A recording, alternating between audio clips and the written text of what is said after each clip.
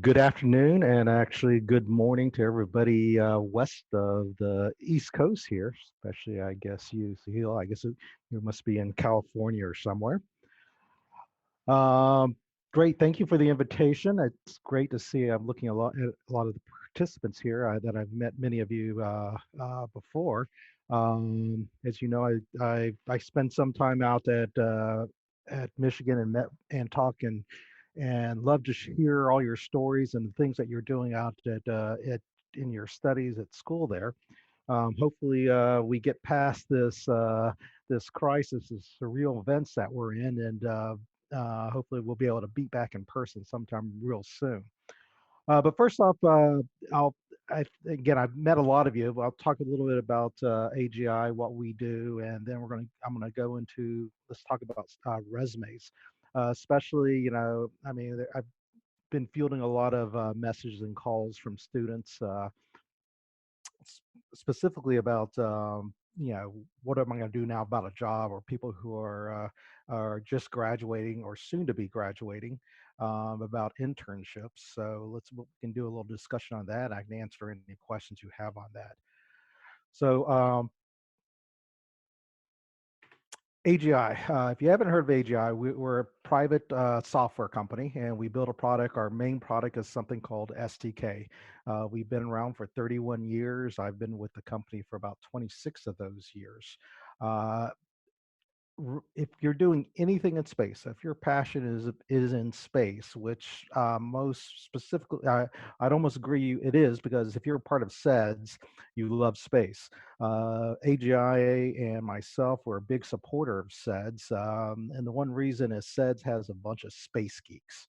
And I say that in a very nice way, is because AGI is made up of a bunch of space geeks, and again, it's why I really like working with the SEDS groups and University of Michigan.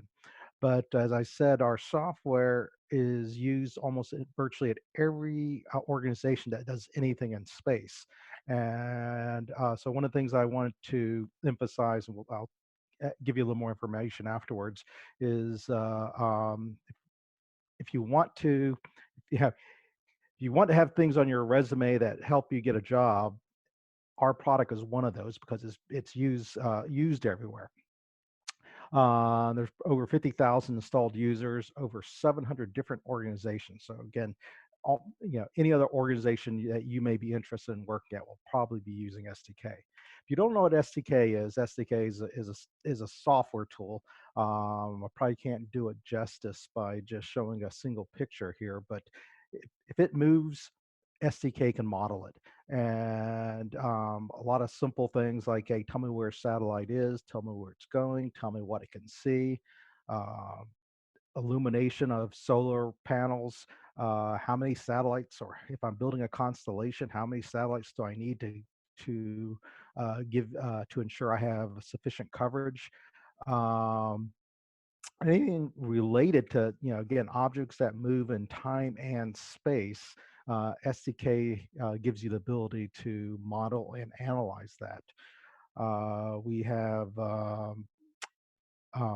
a lot of training at the University of Michigan, so that's probably where I've met the majority of you. And we'll talk about, especially now that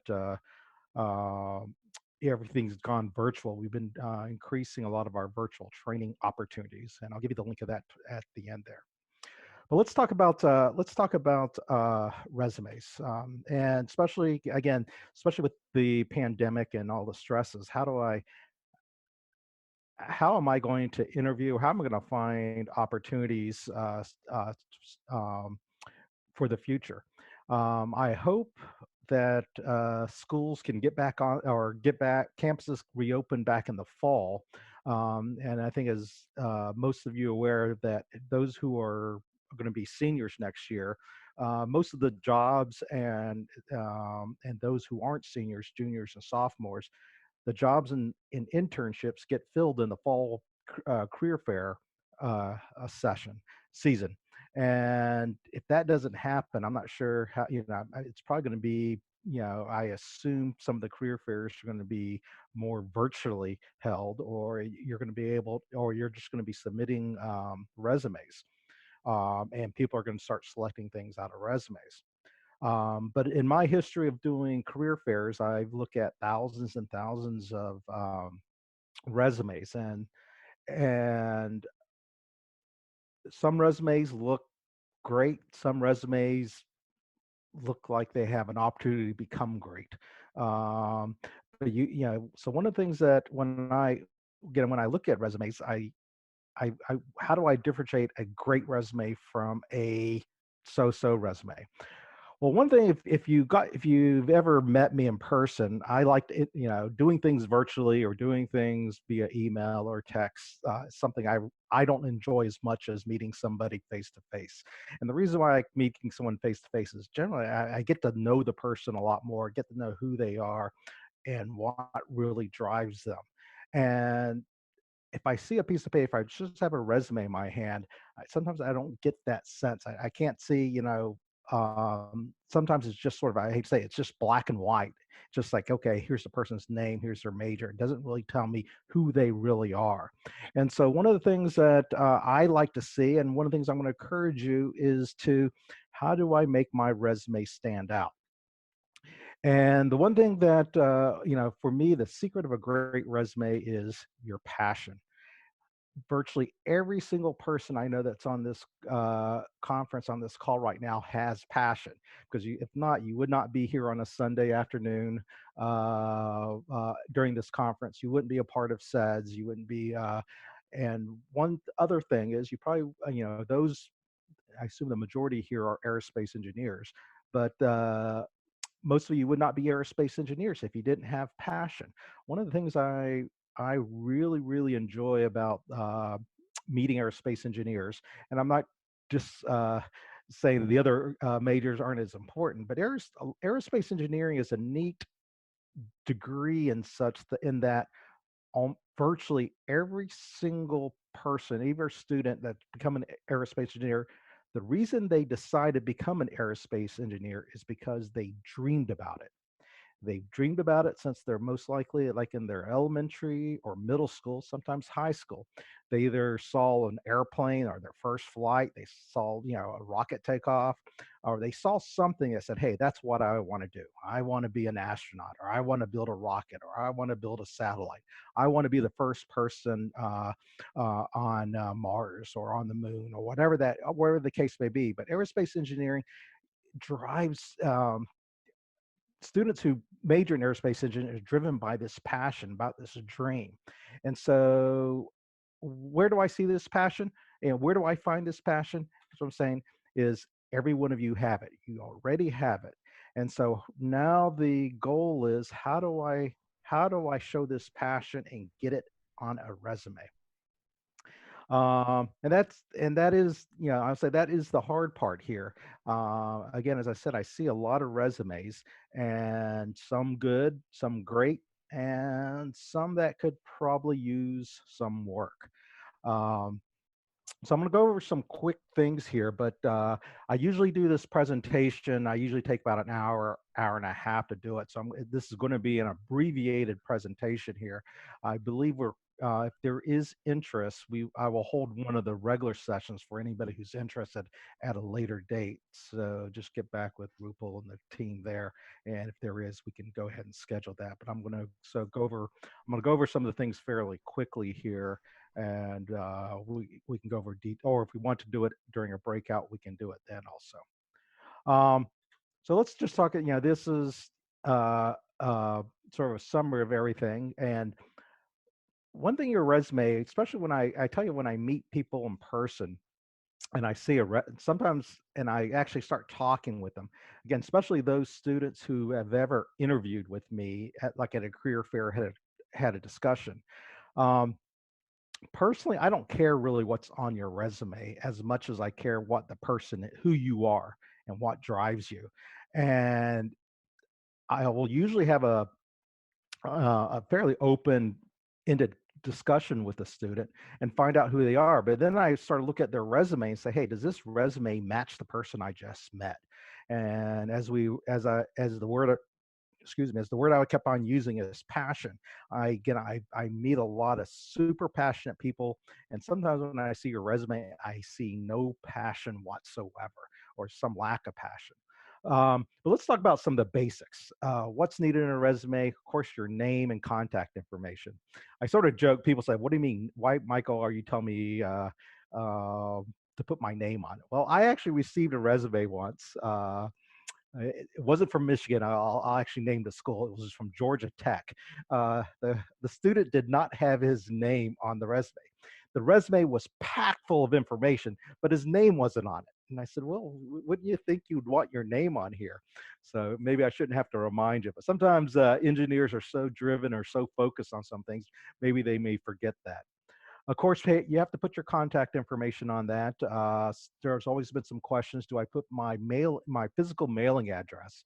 Um, I go either way. I sort of like it because, if indeed I need to contact you or I want to send you something, um, I have that information, but it's not critical. One thing, if you're going to listen, you're only going to, when it comes down to it, this is your resume. You do what you think is right. All the things I'm giving you right now are just suggestions. But the next point here, I think you need to put this on your resume. You need to have this one on your resume, and it's your work status. Um, if you're trying to work, and we can have a discussion offline here further for those who fall in this category. But if you're trying to get a job in the aerospace industry and you are not a US citizen, you're going to have a very hard time finding employment.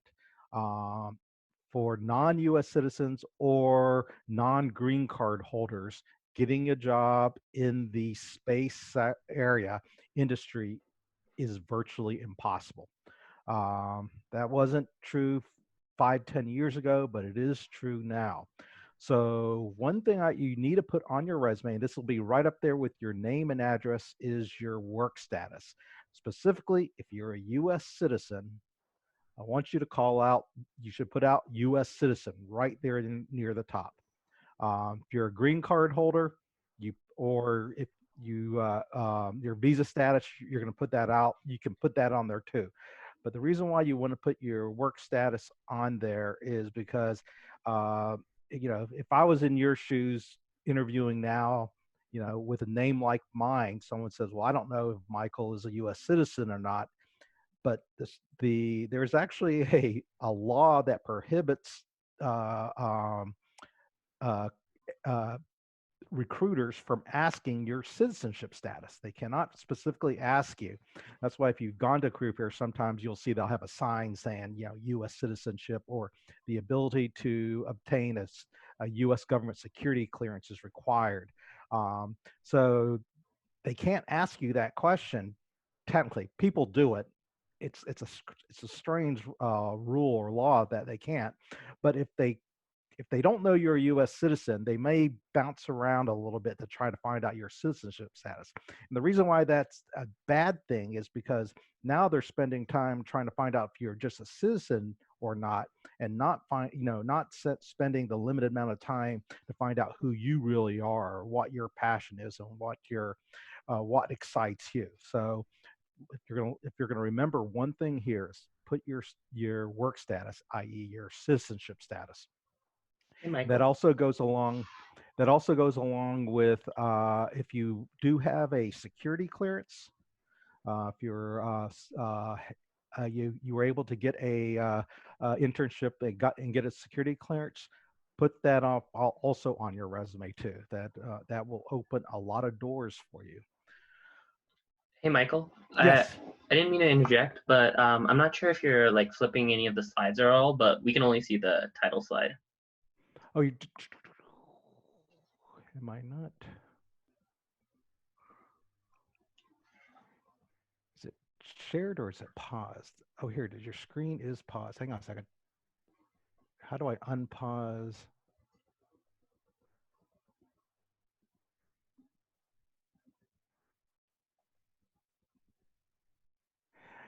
There's a yellow bar on here. It says my screen is paused. How do I? Oh, here it is. Resume share. Okay, perfect. I apologize. Yeah, you good. You did. Thank you. You didn't miss much. Let me go back up. Oh, so I'll go through really quick. So we're talking about AGI. We're talking about SDK. What's the secret of great is a great resume is your passion. Where do you find your passion? You look in the mirror, you'll see it. Okay, now we're back where we were.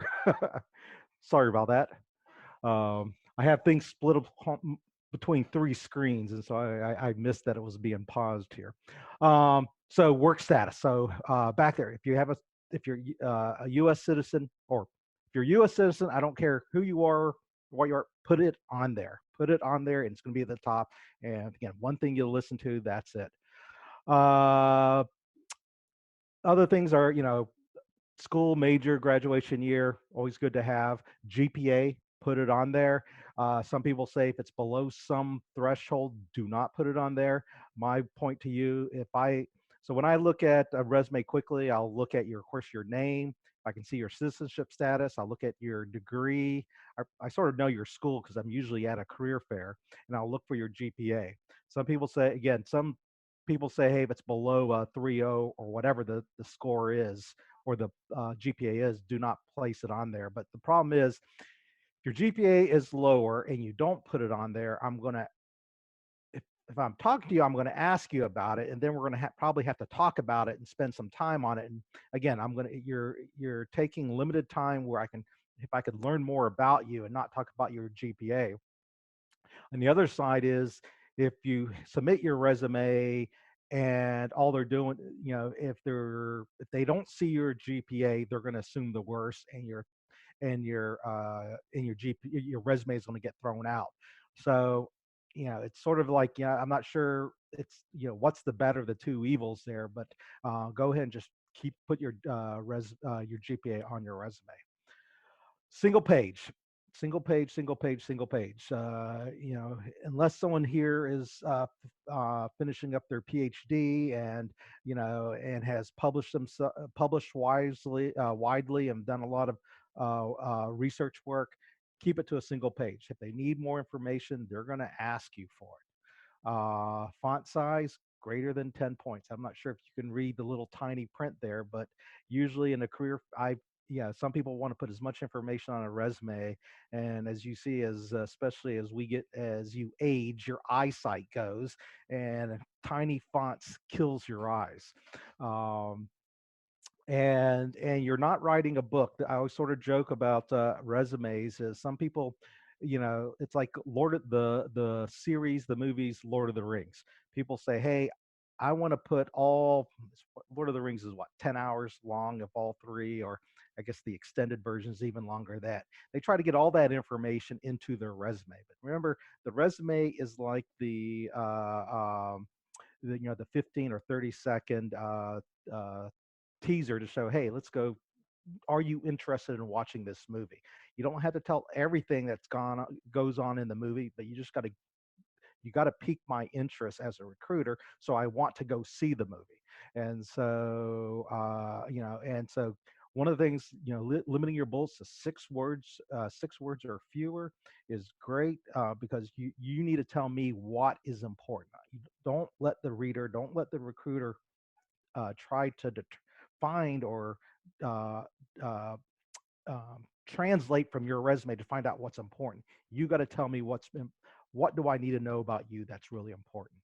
Um, so those are the required elements. The ones I strongly recommend, and actually I would say these are, in my mind, this is a recommendation, is an objective statement. Objective statement right there at the top is, I don't want to, I don't want to see, hey, I want to get a job, or I want to make a company successful, or I want to have fun, or something like that. I want to hear your story. I want to hear what you're passionate about. This is that uh, back to that word passion. That, hey, I've always, something like, I always dreamed of being an engineer. I always dreamed about trying to travel faster than the speed of light, or I always dreamed about, living on another planet. That's what I want to see, an objective of why you're doing what you're doing. And now this is important is because, especially if this will be even more important if campuses do not open in the fall, is you're going to have to differentiate yourself from all the other thousands of resumes that recruiters are going to be seeing. And if they can't see you in person, if they can't uh, uh, sense that passion that you have, you somehow you have to get that on a piece of paper. Um, so objective statement is a great way of doing that. And on the other side of that, the other side, some people, and I'll end it with this part here, on the last part of your or probably the very last section or subsection of your resume, I like to see is hobbies. Again, some people say that's, that's useless information, but I love seeing hobbies because it tells me that you're a more rounded person. Hey, did all I do when I in my 4 years, 5 years of school, all I did was just study, or do I am I a did I do other things? Some people say, well, I played video games a lot. Or I played Kerbal Space a lot. And I tell people, hey, if you played Kerbal Space, put that down on your resume. That's a great game to have to really get you even more excited about space. So putting your hobbies down is a great way to say, hey, I am a whole person. And one of the things that from an AGI perspective, when I'm looking for interns and when I'm looking for full-time employees, I'm not looking for a resume. I'm looking for a whole person. The secret of AGI and our success is not the software that we put together, it's our people. And as I said earlier in the presentation, is that we're a bunch of space geeks. Our employees are passionate like you would not believe.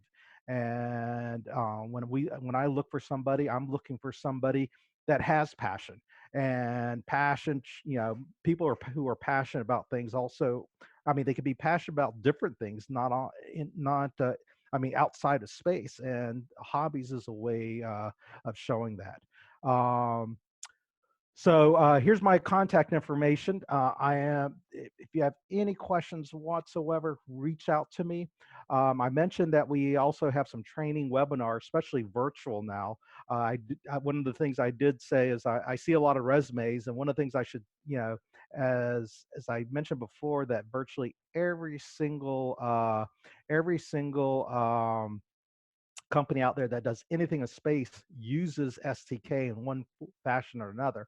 So one of the things I recommend is getting training and certification in STK, so you can add that to your resume, so you can show that that's one of the software skills you have. And so if you go to the AGI.com training, you'll see that there's a lot of different training opportunities, both online and virtual, coming up. And if you didn't figure it out yet, if you're interested in careers and or internships with AGI, please reach out to me. I've got one more. I was going to end up with this picture here. This is our internship class from last summer. The person that fourth from the right there, that's Catherine Philpott.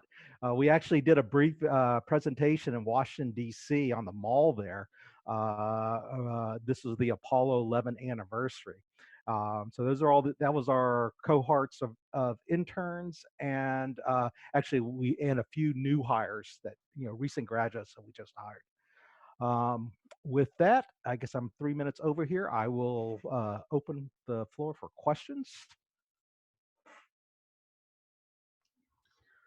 Thank you, Michael, for that. Sorry about not letting you know about the screen earlier. Oh, no problem. I love talking to myself anyway. All right. Yeah. If there are any questions, again, same procedure. Raise your hand through the participants window and we can unmute you, or you can send them in the chat. And yeah, for sure, like Michael mentioned, like if there are people interested, we definitely would be interested in having a resume workshop. All right. We have a question. If career fairs trend towards virtual settings this fall, I assume cover letters will become immensely important. Do you have any tips over there? You know, So one thing about resumes, I mean, in my day and age, resumes. I mean, it was, we didn't have word processing, or we couldn't customize resumes as easily as you can now. And some people say, well, what if my passion, would I focus my resume on the company that I'm applying for? And the answer is yes, you would, especially if they differ. If I mean, what you're passionate about shouldn't change a lot, but you may want to focus what you're passionate about to a company that you're interviewing with. So now, here's the thing with cover letters. Cover letters gives you, as I mentioned before, resume should just be one page. Cover letters allow you to be even more open, or more talk about some of the things that really drive you in more detail. Um, Again, there's a bias that I have, is I said I look for very passionate people. I look for very passionate people, and having a cover letter or something, and a cover letter allows you sort of in a free form way of telling me more about you, why I should call you back, why I should engage with you. Hey, I love your resume. I read your cover letter, and I even want to talk to you even more. So so cover letters, I think, are going to be great to have, or even just an email, with your letter saying, hey, this is why you want to talk to me. This is, and again, be able to share that passion and excitement that that you have for your degree and your major, but now share it with the recruiter, so that again, they want to watch the whole trilogy of Lord of the Rings instead of just watching the preview.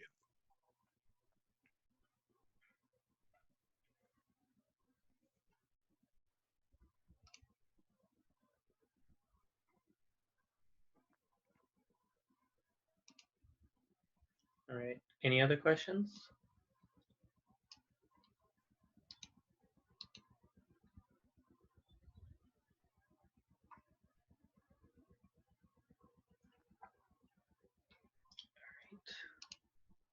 Great. Thank you very much for inviting me.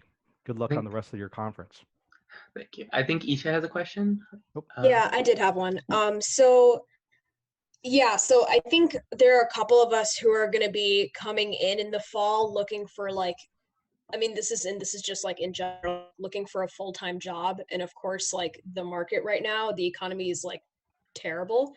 So what advice do you have for students in this time, and like how can we, I guess, go about that process, because it's recruitment is hard already, and then trying to do it in this economy is going to be incredibly challenging.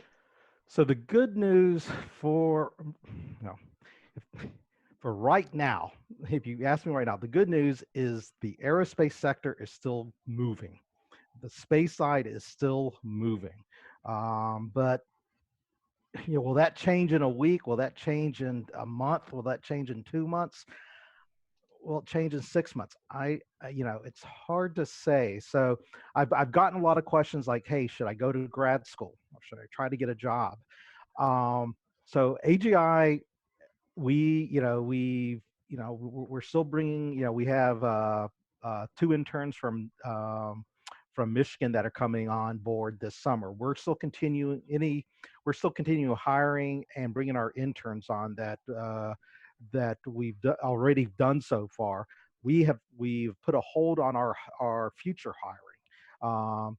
And or it's not that we're stopping that, we just don't know what the future holds here. um, so the so the question is, what can I do to better my chances? Um, I I expect, like you do, is probably it's going to get a lot more competitive.